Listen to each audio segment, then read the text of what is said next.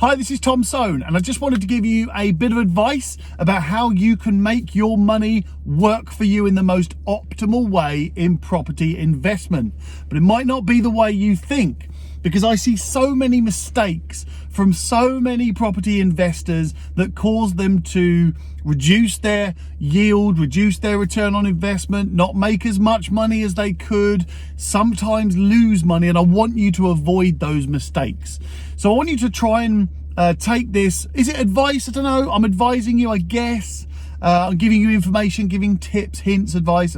If you can listen to this and take this advice, and I promise you, you will have a better mindset when it comes to property investment. So first of all, I want to give you an example. There's someone I know, it's not a seasoned property investor, but they've done a few, and they bought a property, they did a refurbishment on it, and they were going to sell it. Just a straight out flip, make a bit of profit, done. And actually on the face of it, it was a pretty good deal. He'd worked out using sold prices, some decent comparison properties. And that's the way you calculate the gross development value. It's called GDV, but end value, job done value, whatever you want to call it. What is the value of that property once all of that job is done? Now, he calculated that in the correct way. And unfortunately, he miscalculated it because he could not have forecast that the market at that point went a bit stagnant, slowed down. Prices didn't necessarily drop, but demand dropped. Anyway, he couldn't sell this property once he'd done the job. So he's paying a mortgage each month on that property. He's got money tied up in that property, and now it's not working for him. Now, actually, he is losing money. Every single month, he is losing money. He's paying for mortgages, he's paying for insurances. It's all just coming out of his potential profits, but he's hanging on for that price. I'll give you the idea of that price. So the price he was trying to get to was 145,000. That's what his target price was. And actually, you know what? If you sent a few estate agents around to that property, they'd all probably say, yeah, it's worth about 145. But it wasn't selling. He had a couple of offers. He had a 135 and a 137, and didn't take them because he wanted the 145. I understand that. I get it. You want the most money you can possibly get. That property was on the market for 6 months. 6 months. And there's a number of different problems here. Number one, yes, I understand. He wanted to make about 30 grand on that deal. I understand that. 30 grand. It's a decent amount of money. You can do a lot more with it. But he was thinking about £30,000. He wasn't thinking about yield. He wasn't thinking about return on investment. And he certainly wasn't thinking about the problems that he's now causing himself. He's got all that money tied up in that flat. He cannot buy another property because his money is in that flat. He's now losing money on that flat. So the money he's got tied up is not working for him. He's actually losing money as well. So now his yield is dropping down and down and down and down and down and down and down. Now, bearing in mind, if you calculate your yield annually, which is what you should do, he's now spent 9 months in total, because he's had 3 months from completion where he was doing the place up. Then it went on the market, and it's been on the market for 6 months. So 9 months now, he's actually lost somewhere in the region of about 3 grand in mortgage and insurance payments. And he's lost whatever money he could have got from that property. And he's losing that on a daily basis. But he's hanging on for that 145 grand. So now I want you to flip that scenario round into a completely different scenario. Let's say he bought this property in January and he completed the purchase in January. And it took him the same 3 months to finish that refurb. It was a long refurb. I don't know why it took that long. But anyway, 3 months, that's fine. And he puts it on the market, and in the first month he gets an offer of 135 grand, and in the second month he gets an offer of 137 grand. Take it. Take it. I'm not saying you should always take the first offer. I'm not saying you should always lose money. I'm not saying you should always take a really low offer. What I'm telling you is that that is the money that's on the table right now. You don't know what's going to happen if you leave that property on the market in 6 months. First of all, property prices might come down even more. Property demand might come down even more. We might have a bloody lockdown. We might have another COVID-19 outbreak. We might have another Brexit situation. We might have a recession. You just don't know. And you can't really forecast for that.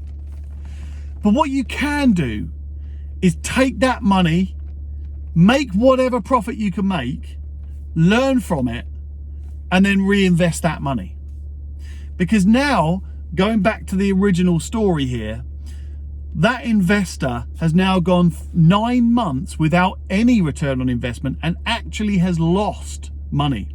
So if he's going to make 30 grand, when he's lost 3 grand, well, that's 10% of his profit gone out straight away.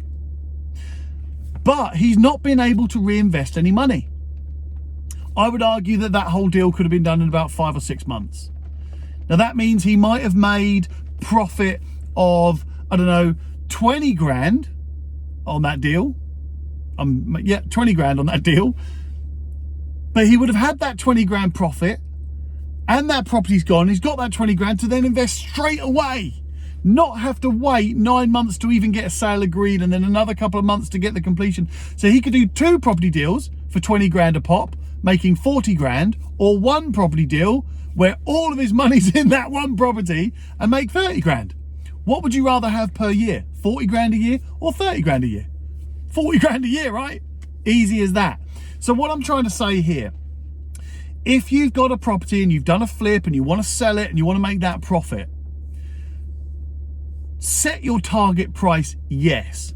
If someone comes along with a straight up deal, straight away, cash buyer, I'll get this deal done really quickly, work out your annual yield. Work out, if I can get that 20 grand out now, rather than 30 grand in 9 months' time, what can I do in that year to increase the return on my investment? Now, I think that's the way to do business. I'm not saying you should just wipe off any profit you can possibly make, but I'm also saying don't hold out for the absolute top price because you might not get it. So I want to tell you how I calculate deals. First of all, I work out obviously my purchase cost. Then I work out what cash I'm going to need and when, because you don't need all of the cash on completion. You just need your deposit if you're doing it with a mortgage. And then you need the refurb money in stages across the next couple of months. And then you need mortgage payments after completion. So all that cash, you have to work out, when do I need to put that cash in? When do I need to take that cash out? Then I set myself my 3 valuations. Valuation number 1 is my dream. That's the one. If I can get 145,000 for this flat, I will be over the moon. However, I've got to set myself a deadline for that. If I don't get that price in a month, I've got to come down. So I set myself the dream value, 145 grand. I set myself the average value, 138 grand. I set myself a walkaway price, 133 grand maybe. Now your walkaway price is, I cover my costs, I make a small amount of profit, my absolute minimum profit, that's my walkaway price. Now you should also have in your mind, if this all goes horribly wrong, then what is my walkaway price? I'm making it really complicated, but I think you get what I mean. What do I break even at? And if I've got to take an offer of 125 grand because actually I miscalculated, or the market's not very good, or there's something wrong with the property that I didn't know, and if I've got to take 25 grand just to break even and walk away, not lose any money, what is that figure?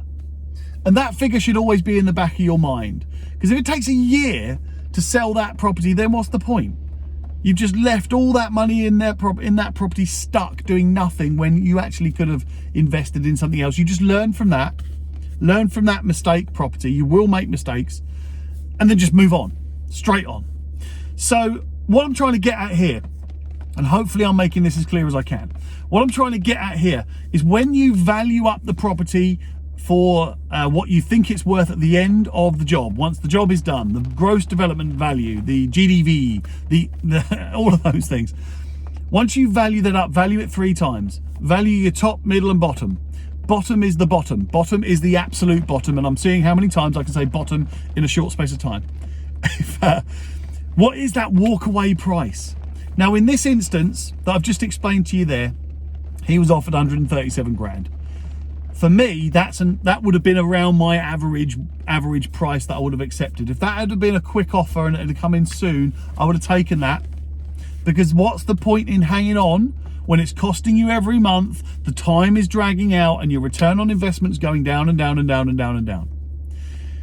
Take the offer, make the profit, move on to the next property. It's just a pile of bricks. There's another pile of bricks down the road. You can learn from that little mistake. And it might not even be a mistake. Is it a mistake if it sticks 20 grand profit in your bank? No. Is it a mistake if you make 15% yield rather than 20%? No. It's a success. Don't hang on for the top price. Also, don't involve your ego. I know everybody, I'm the same. You know, I really want 145 grand for a place, and I'm holding out for that, and someone comes along and says, I'll give you 135. I'm like, piss off. Get your ego out. Calculate it. Work out. Don't say piss off like I do and still do, but I have to tell myself, no, don't say piss off. Just calculate it. Calculate it. Is that the right yield? Yes or no. It's only one of two answers. You could even say to them, listen, if you can offer this price, which fits with my calculation, then we'll have a deal. Get the deal done, move on to the next property, and make more money. If you can do 2 properties in 1 year rather than 1 property in 1 year, calculate how much you're going to make in that year, because that's your annual yield on your money. So I hope that helps. And do you know what? I see so many people, so many investors hang on for that top price because they think that's how you make the most money, but it's not. You make the most money by making the most of your money. And if you've got 50 grand that you have to invest, and you buy a property and you flip it and you sell it, and you do 2 of those in 1 year and you turn your 50 grand into 100 grand, then that's fantastic yield, right? Anyone would take that, right? In 1 year, you've got 50 grand to spend, and in 1 year you turn it into 100 grand. You'd be happy with that. Now, what about if I said to you that you take that 50 grand and you could turn it into 120,000 by doing 2 deals or 3 deals? Then you would take that too, right? You would definitely take that. And that's what I mean by making your money work for you. It doesn't matter how many properties you do. It doesn't matter how many you buy, how many you sell, how many flips you do, how many you don't, whatever. It doesn't matter. All that matters is, how is your money working for you? How is the yield? What does it look like? What yield are you making per year? And that's what I really would love you guys to work out. When you're making your offers, work out the end value, work out the top, middle and bottom value. And remember, you've just got to get your money back out quickly.